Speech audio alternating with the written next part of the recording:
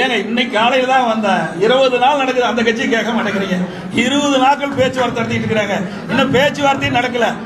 வந்தாங்க மரியாதைக்குரிய பாரதிய ஜனதா கட்சியினுடைய மத்திய அமைச்சர் பியூஷ் கோயல் அவர்கள், மரியாதைக்குரிய திரு நயினார் நாகேந்திரன் அவர்கள், மரியாதைக்குரிய மத்திய அமைச்சர் முருகன் அவர்கள், மரியாதைக்குரிய பாட்டாளி மக்கள் கட்சியுடைய தலைவர் மரியாதைக்குரிய முன்னாள் மத்திய அமைச்சர் சகோதரர் அன்புமணி ராமதாஸ் அவர்கள், முன்னாள் எம்பி மரியாதைக்குரிய அம்மா மக்கள் முன்னேற்ற கழகத்துடைய பொதுச் செயலாளர் டிடிவி அவர்கள் இங்கே வருகின்றார்கள். மற்றும் எங்களுடைய கூட்டில் அங்கமைக்கின்ற கட்சியுடைய ஜான் பாண்டியன் அவர்களும் வந்திருக்கிறார்கள். மற்றும் மரியாதைக்குரிய பெரியவர் பாரிவேந்தர் அவர்களும் வந்திருக்கிறார்கள். எங்களுடைய கூட்டத்தில் அங்கமைக்கின்ற கட்சிகளும் உங்களை சந்தித்திருக்கின்றோம். எங்கள் கூட்டணியில் காலையில் தான் வந்தாங்க, மதியம் முடிவு செய்யப்பட்டது, மாலை அறிவிக்கப்பட்டுள்ளது. எவ்வளவு விரைவாக அறிவிக்கப்பட்டிருக்கிறோம். அதாவது 20 நாட்கள் காங்கிரசுக்கும் திமுகவுக்கும் வார்த்தை போர் நடந்துட்டு, எந்த பத்திரிகையும் ஊடகமும் விவாத மேடை வைக்கவே இல்லை. எங்களுடைய கூட்டணி அப்படி அல்ல. எங்களுடைய கூட்டணியுடைய நோக்கம் மக்கள் விரோத திமுகவை அகற்றப்பட வேண்டும். அந்த எண்ணத்தின் அடிப்படையில் தான் நாங்கள் செயல்பட்டுகின்றோம். என்னுடைய உணர்வு பூர்வமாக எங்களுடைய கூட்டணி அமைக்கப்படுகின்ற செய்தி இந்த நேரத்தில்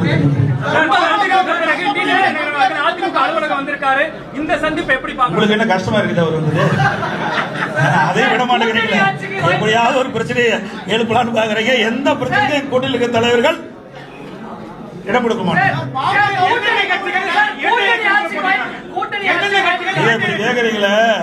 காங்கிரஸ் கட்சி எமர்ஜென்சி கொண்டாந்து விசா கொண்டாந்தது, அவர்கள் இந்த கேள்வி கேட்க மாட்டேங்கிறீங்களே.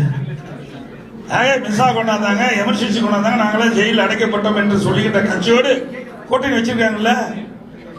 இழுபறிக்கு இடையில தானே கூட்டணி நடந்துட்டு இருக்கு திமுகவில். கம்யூனிஸ்டுக்கு இடது கம்யூனிஸ்டுக்கு இன்னும் கூட்டணி பேச்சுவார்த்தை முடியல, இறுதியாகல.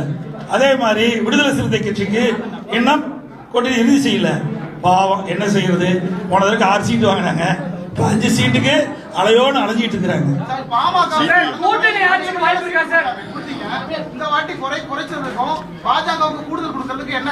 அப்படி எல்லாம் கிடையாது. நீங்க கேட்கிற கேள்வி எல்லாம் தவறானது. எங்களுக்குள்ள பேசி ஒரு இலக்கமான சூழ்நிலை ஏற்பட்டு தான் இந்த கூட்டணி அமைச்சிருக்கிறோம். நீங்க போட்டுக்கிறது வாங்க வேண்டாம்.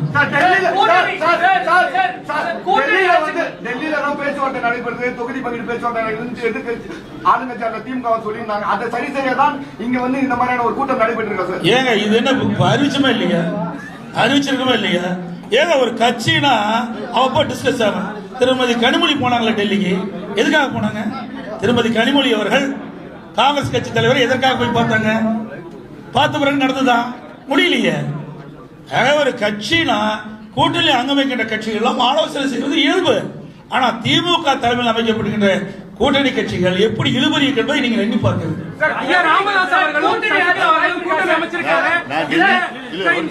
நான் டெல்லிக்கு போனது ராஜ்யசபால போய் கையெழுத்து போட போனேன்.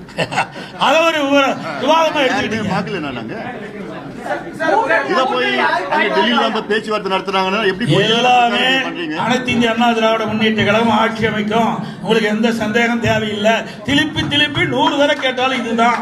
அதாவது வேண்டுமென்றே திட்டமிட்டு ஊடக நண்பர்களும் பத்திரிகை நண்பர்களும் எங்களை ஏதாவது ஒரு சிரமத்துக்கு ஆளாக்கணும்னு நினைக்கிறீங்க. எங்களுடைய கூட்டணி பொறுத்தவரை தெளிவா இருக்குது. நன்றி, வணக்கம்.